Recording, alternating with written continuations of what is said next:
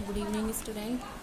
तो कल आप लोगों को मैंने ग्राफियन पुटिका का विकास पढ़ाया था। आज मैं ओवोल्यूशन कैसे होता है वो बताऊंगी आप लोगों को। तो ग्राफियन पुटिका के विकास में बताया था कि जो अंडाशय होते हैं उसके स्ट्रोमा में अंडाणुजन बनते हैं। तो जिसमें कई चरण पढ़ाए थे, जैसे कि प्रारंभिक पुटिका का निर्माण बताया था आप लोग को, जिसमें एक सेल बनती है। उसके बाद प्राथमिक पुटिका का निर्माण हुआ था जिसमें 6 से 7 स्तर बन जाते हैं एक सेल के चारों तरफ। द्वितीयक पुटिका बनी थी जिसमें दोना पेल्यूसिडा और कोरोना रेडिएटा बनते हैं। और फिर उसके बाद क्या हुआ था, ग्राफियन पुटिका बनी थी।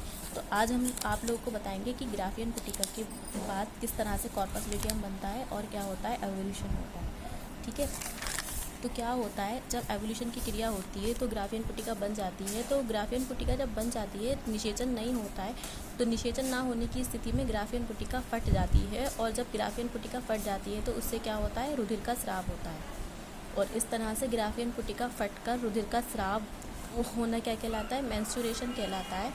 और मेंस्ट्रुएशन के बाद क्या होता है, जो रक्तस्राव होता है 4 से 5 दिन के बाद बंद हो जाता है। और वहाँ पर क्या होता है, कॉर्पस ल्यूटियम के स्थान पर एक पीले रंग की ग्रंथित संरचना बन जाती है जिसे क्या कहते हैं हम, कॉर्पस एल्बिकेन कहते हैं। ठीक है, तो ये कॉर्पस ल्यूटियम में जो येलो कलर की कॉर्पस एल्बिकेन बनती है उसमें 4 हार्मोन स्रावित होते हैं, प्रोजेस्टेरॉन, एस्ट्रोजन, रिलैक्सिन और इनहिबिन।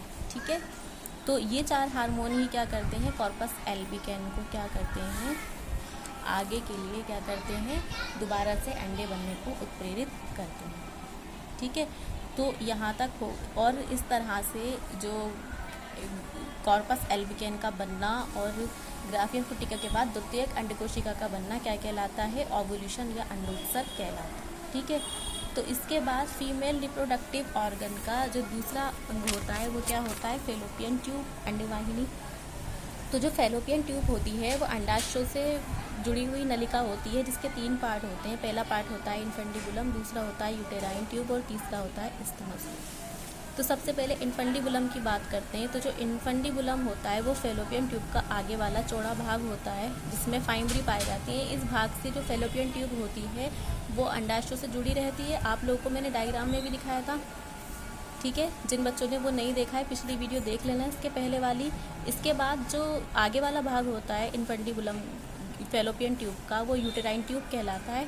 ठीक है, और जो लास्ट वाला भाग होता है वो इस्थमस होता है। ये जो यूटेराइन ट्यूब होता है यहाँ पर फेलोपियन ट्यूब में तरंगति पाई जाती है और इस्थमस जो होता है वो लास्ट वाला पीछे वाला पतला पार्ट होता है।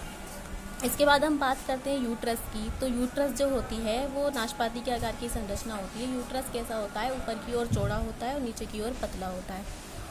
तो अगर हम यूट्रस की बात करें तो इसकी जो लंबाई है वो 7.5 यानी कि 7.5 सेंटीमीटर होती है, चौड़ाई 5 सेंटीमीटर होती है। और जो यूट्रस की मोटाई है वो कितनी होती है, 3 सेंटीमीटर होती है।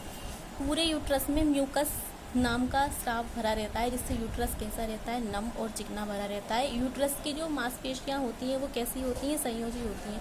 यानी कि यूट्रस की जो मांसपेशियाँ होती हैं वो बढ़ और घट सकती हैं। तो जो गर्भावस्था का टाइम होता है उसमें यूट्रस का आकार बढ़ जाता है काफ़ी। उसके बाद क्या होता है, रिलैक्सिन हार्मोन के प्रभाव से दोबारा से क्या होता है, यूट्रस अपने आकार में आ जाता है। इसके बाद नेक्स्ट पार्ट है वेजाइना और वल्वा।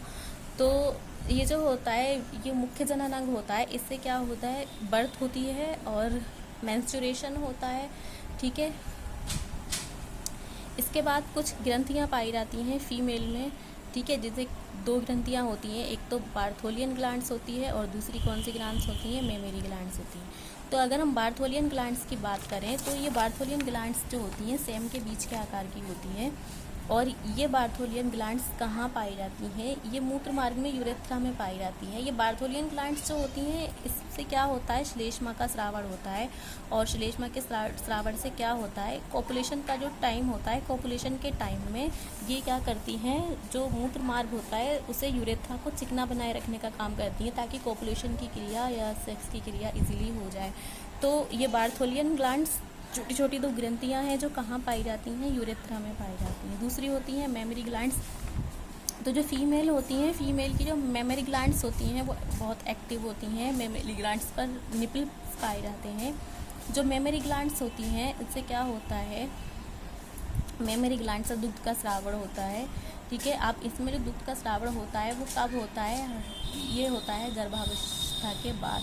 ठीक है, गर्भावस्था के कुछ समय बाद क्या होता है, मेमोरी ग्लैंड से दूध का स्राव होने लगता है। वैसे तो मेमोरी ग्लैंड्स मेल में भी पाई जाती हैं, लेकिन जो मेल की मेमोरी ग्लैंड्स होती हैं वो इनएक्टिव होती हैं, और जो फीमेल की मेमोरी ग्लैंड्स होती हैं वो कैसी होती हैं, एक्टिव होती हैं। तो जो मेल की बार्थोलियन ग्लैंड्स होती हैं वो पुरुष की काउपर ग्रंथियों के समान होती हैं, और जो मेमोरी ग्लैंड्स होती हैं फीमेल में एक्टिव होती हैं और मेल में कैसी होती हैं, इनएक्टिव होती हैं। मेल में इनका मेमोरी ग्लैंड्स का कोई वर्क नहीं होता, लेकिन फीमेल में क्या होता है, मेमोरी ग्लैंड्स का वर्क होता है।